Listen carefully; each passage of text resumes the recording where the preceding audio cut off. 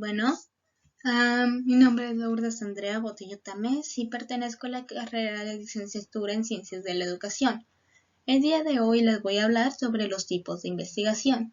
Me enfocaré principalmente en estos tres tipos: experimentación, ex post facto y descriptiva.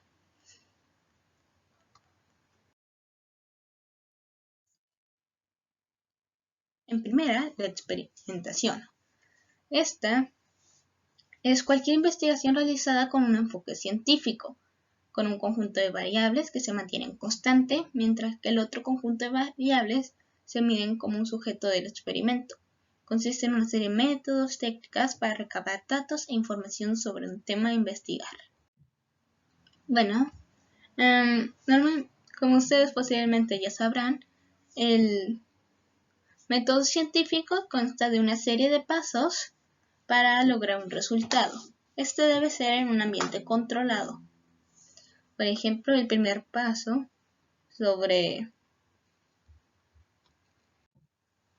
es la observación, después el planteamiento del problema, la hipótesis, la experimentación, el análisis del resultado y la conclusión.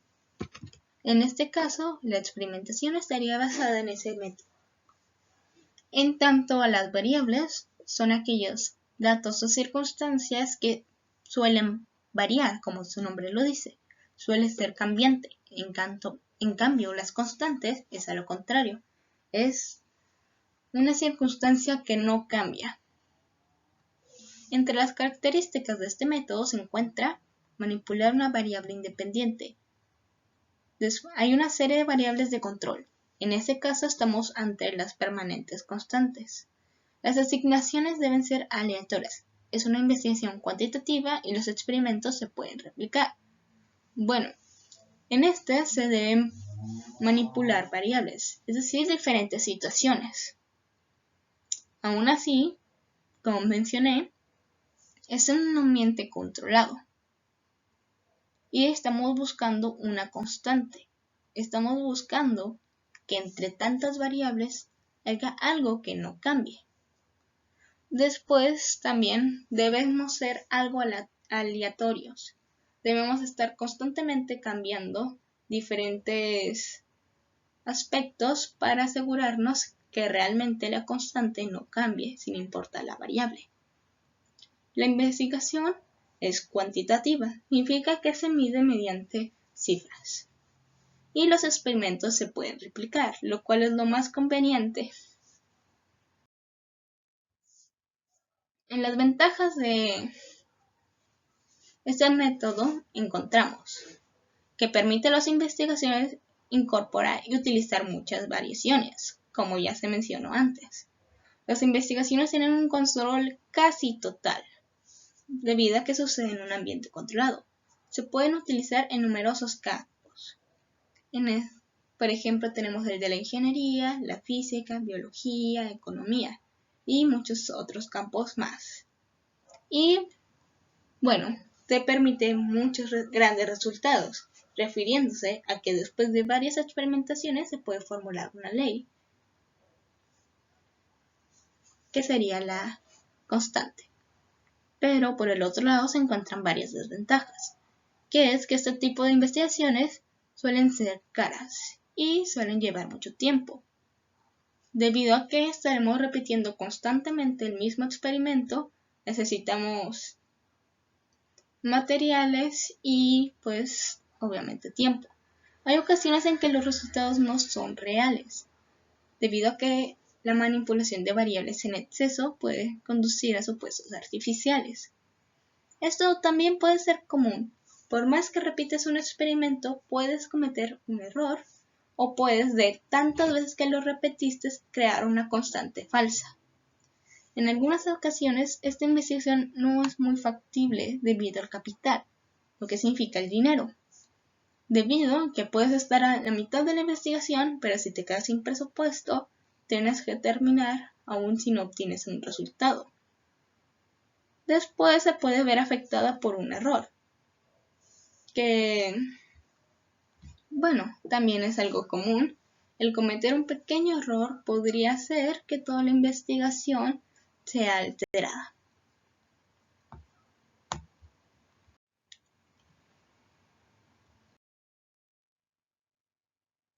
Después aquí les mostraré un ejemplo de este método.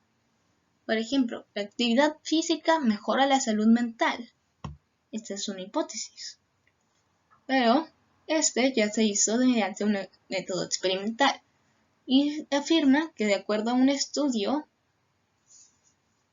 de una revista en la que participó cierta cantidad de personas entre ciertos rangos, sacaron un porcentaje, sacaron conclusiones y mediante eso se sabe que la actividad física mejora la salud mental. Debido a los experimentos, a las variables, encontraron una constante, que es que sí mejora la actividad física en diferentes personas.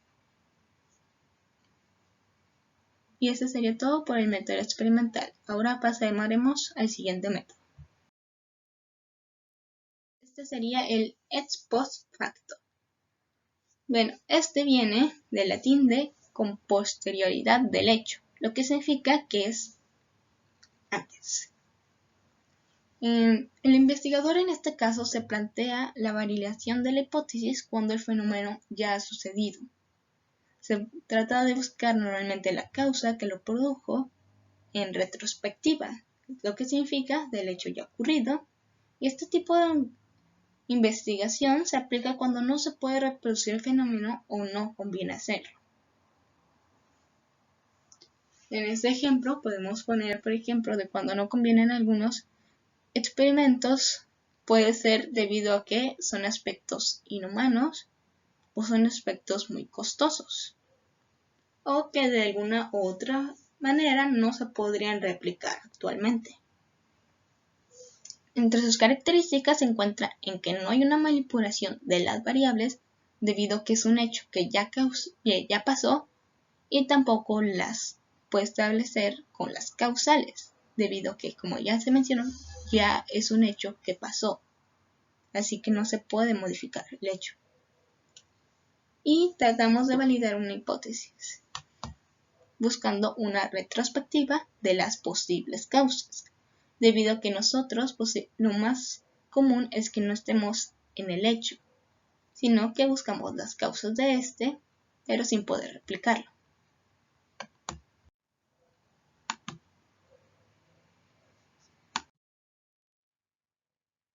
Entre las ventajas de este método es que es más económico, al menos que el de experimentación.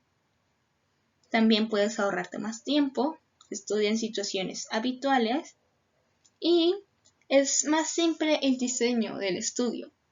Es más simple el pensarlo. Debido a que es un hecho que ya pasó, pues tú solamente tienes que investigar las posibles causas. No tienes que replicarlo. Aunque en eso se encuentran unas desventajas, que es que no puedes controlar las variables, lo cual puede generar que el experimento genere algo de desconfianza. Tampoco puedes realizar la asignación aleatoria, que es cuando eliges un cierto grupo y está en riesgo de las interpretaciones erróneas, debido a las faltas de control, que es también algo común.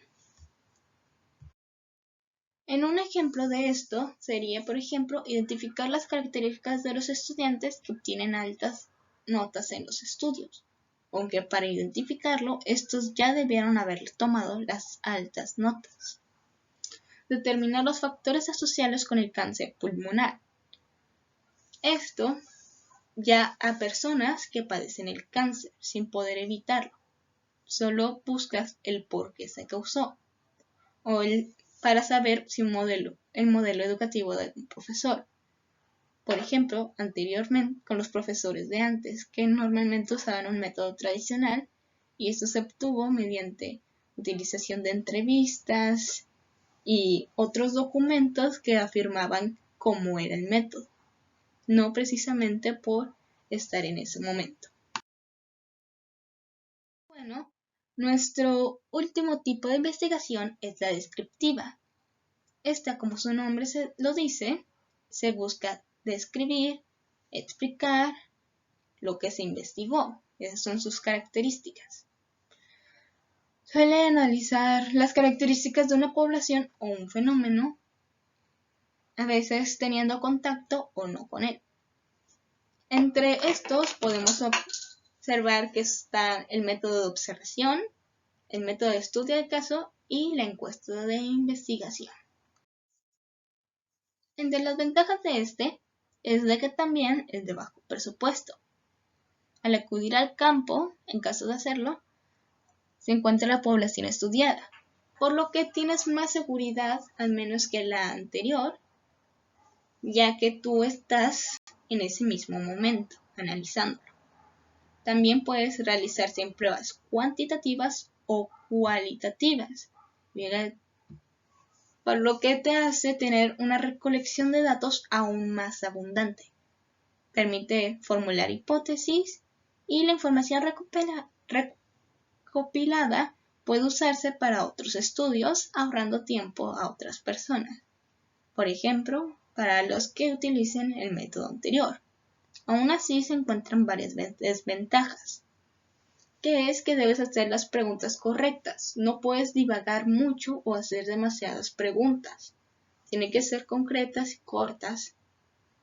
Asimismo, puede ser que los encuestados puedan inventar información o confundirlas ellos inconscientemente, creando una alteración en los resultados. Los datos no pueden servir de representación de toda la población estudiada, ya que son aleatorios. En esta diferencia de la científica, donde tienes varias variables en un espacio controlado, aquí prácticamente solo vas a un espacio y empiezas a analizarlo, a observarlo. No vas a hacer algún hecho que te permita estudiarlos. También puede ser que falte la motivación por parte de la persona que está haciendo el estudio, provocando que se limite solo a observar el fenómeno de manera superficial y no profundizar en él. Depende mucho de la persona del estudio, aunque así normalmente es en todos los casos. En este tengo un ejemplo de una universidad que quiere conocer el desempeño de sus profesores. Para esto lo más viable es conocer la opinión de los alumnos. Pueden ser varios métodos, por ejemplo, el observar una clase, el hacer encuestas, preguntarle a los alumnos directamente haciendo preguntas, observando. Aunque también otra forma de juntar información es a través de encuestas, como mencioné al final de las clases. Y pues este sería el ejemplo donde observas a una comunidad infantil, estudiantil, para saber el desempeño del profesor.